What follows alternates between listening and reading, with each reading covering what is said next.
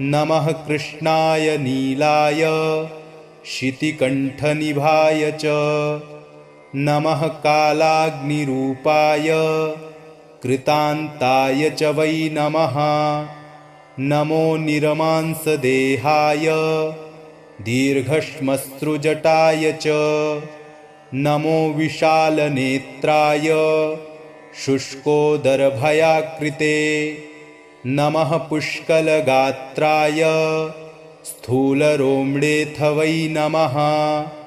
नमो दीर्घाय शुष्काय कालदंष्ट्र नमोऽस्तु ते। नमस्ते कोटराक्षाय दुर्निरीक्ष्याय वै नमः। नमो घोराय रौद्राय भीषणाय कपालिने। नमस्ते सर्वभक्षाय